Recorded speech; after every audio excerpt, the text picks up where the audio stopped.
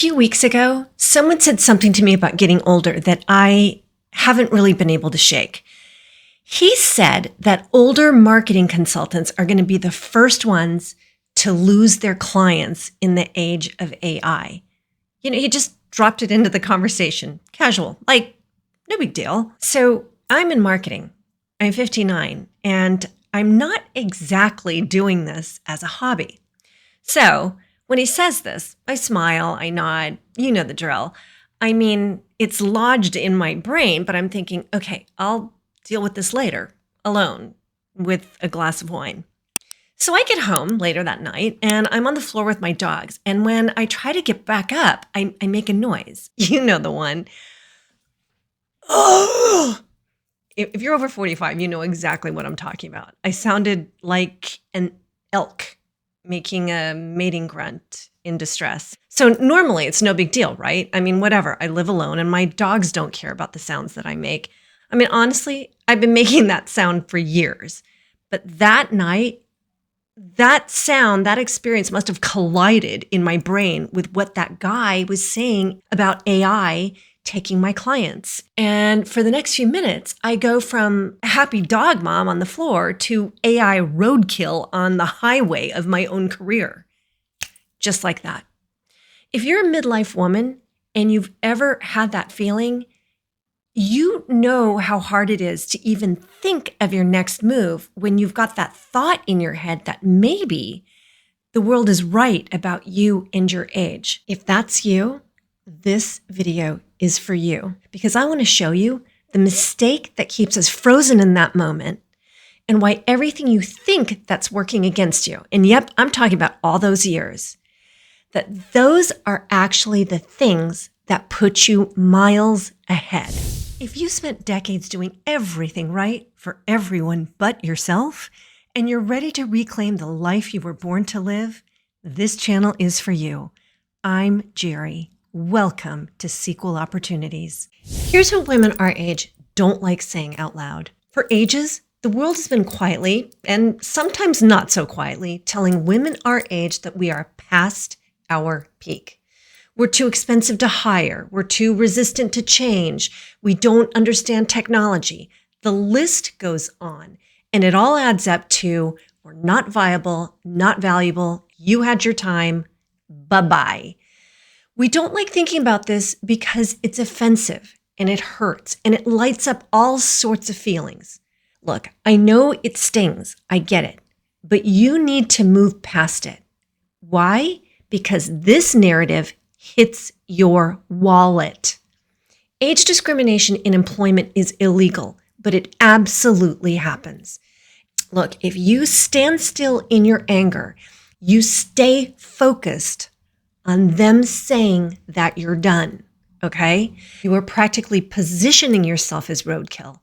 You are allowing yourself to be and stay a target. What do you do instead? Here's a PR trick. If you don't like the narrative, change it. Change it to one where you can win. So let's take my friend Diane, for example, okay? Diane's 57, was a top executive for over a decade. She had high-ranking senior roles, including the C-suite. She recently got laid off from a large company in a super traditional male-dominated industry, and it's the only industry that she's ever worked in her entire career. Now, she could stick to the narrative that the world gives her, that she's too old to start over with something new, or that she's too entrenched in one industry to be useful in another. Or my favorite, she's too far behind on whatever the young, hip disruptors are doing to bring anything fresh to the table that could be of use. Yeah, she could have believed all that. A lot of women do, but she didn't. Instead, she's starting her own business, her own company, without any experience as a founder or an entrepreneur in an industry where she has only ever been a customer.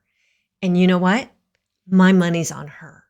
Now, why? Because Diane didn't come to her new venture with a blank slate. She came to it with 30 plus years of experience in the trenches, building and shaping the way companies actually work. She's succeeded and she's failed, and she's learned just as much from both. And for 30 plus years, She just kept going. She got up and tried again, day in and day out, with good bosses, with bad bosses, being helped one day and held back the next. She got great in those trenches. Why? Because that's what happens after decades. She got amazing at identifying where the gaps are, where the money gets wasted, where the customer gets ignored because no one in the room has actually ever been one. She got so damn good at it, it got in her bones. And now this gal can play that piano blindfolded. Now that is Diane's narrative. That's why Diane doesn't need to know her new industry inside and out. Because that expertise, it's given her a special type of vision, where now she sees components of that business that other people can't see. And her experience helps her fill in the rest. By the way, Diane's been working on this venture for a little over a month, and she's already meeting with investors for multi-millions in funding. That is exactly what 30 years of hard-won experience trains you to do. This is not a liability. That is a structural advantage. It fast-tracks you to the front of the line in an industry that you have never even worked in. And that is the same advantage that you have. See, here's the thing about Diane. Diane is not special. I mean, she is, but not in the way that you think. She's not some unicorn who got lucky or who had the right connections or happened to land in the right place at the right time. But she is a Gen X woman. That means she was trained, whether she asked to be or not, in a very specific and unforgiving school. See, today's midlife women, we're the last generations of women who were told in no uncertain terms to just figure it out without a net, without acknowledgement, without making sure the rules were fair. Don't expect any sympathy or an outstretched hand or, please, a gold star for just showing up. There were no mentorship programs. There were no suggestion boxes. There were no HR initiatives designed to protect us. Efforts for creating a great workplace environment meant putting up posters of birds flying over mountaintops with one-word motivational slogans in Arial font. Forget the cubicles and the fluorescent lights and the expectations to eat lunch at our desk. For Pete's sake, for most of us, there wasn't even recourse for when things truly went off the rails. No language was even formed for half of what each of us saw or experienced or tolerated or feared day in and day out, year after year after year. No. You know what we had? We had two options: work longer or work harder, preferably both.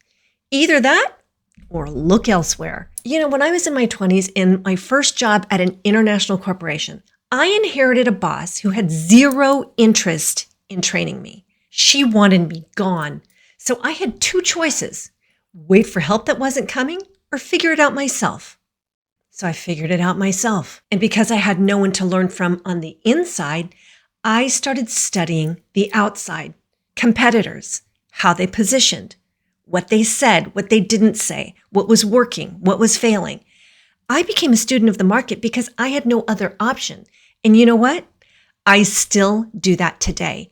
In fact, it's one of the sharpest tools in my kit. Now, I didn't learn that in a course. I learned it because I had no other choice. And I got good at it because I kept doing it, because I had to. Now, I'm not here to tell you that what we experienced was okay. Obviously, it wasn't. But I am here to tell you what it gave you. It gave you experience that got into you at a cellular level. Not the kind you read about, not the kind that somebody hands you in a workshop or a podcast or a 6-week course. You got the kind of experience that only comes from being in the ring for decades, when the rules were stacked against you and the refs were looking the other way. Every no you heard taught you which battles were worth fighting. And every trap door, the colleague who took the credit for your work, or the promotion that went to someone who better looked the part, or the client who took your hand holding, but only shook hands with the male junior executive next to you, every single one of those honed your instincts to a point that's so fine it is practically surgical. So now, forget about just avoiding trapdoors. You know what a trapdoor smells like, blindfolded from the next room. All of those moments where you learned because you silently observed at a table where you weren't acknowledged, those moments gave you intel. And it's now at the ready, waiting for you. You can read a room, a negotiation, a relationship, knowing exactly what to do in the first few minutes. Why? Because you spent decades paying a tax that no one was reimbursing you for. Well, turns out that tax was an investment account, a very well-funded one. That is not a wound, sweet. That is intel that money cannot buy and that time cannot shortcut. And here is what the world, in its obsession with youth and disruption and whatever's being pivoted this quarter, keeps getting completely wrong. The rarest thing in any market is not speed. It is not novelty. It's not who has the freshest take on LinkedIn. It's discernment. Discernment about which problem is actually worth solving. Discernment about who the real decision maker in the room is. Discernment about when to push and when to wait. Discernment about which version of an idea the market is ready for now versus 6 months from now. Discernment is based on context, and that takes decades to perfect. You have that. And that AI tool your younger colleague is using to do in 10 minutes what used to take 3 days, that does not have discernment.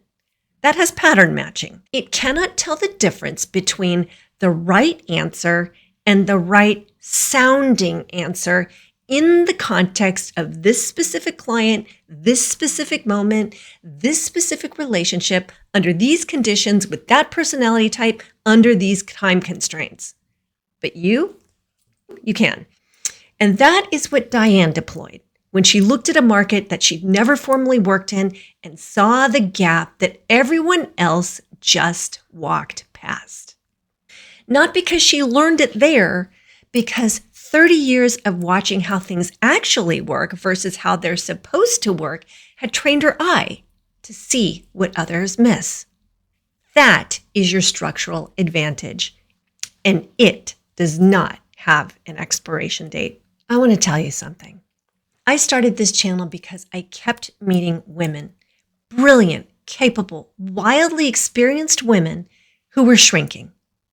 Not because they were done, but because the world had gotten loud enough for long enough that they actually started to believe it. I am not interested in that story. I'm 59 and I'm in a constant state of reinvention because why would I stop now? These days, reinvention for me is starting this channel, building something new. It's doing the thing that the world wants me to believe is too late for me to do. So I'm in it, same as you. And I can tell you from the inside that what you've spent decades accumulating has not outlived its utility. You just haven't used it for your real thing. So the wrinkles, the ilk grunts, those are just the price of admission. What you get in exchange is a set of tools so sharp, so specifically yours, that nobody, not a younger competitor, not an algorithm, not some guy at a party who thinks he's got it all figured out, can take from you.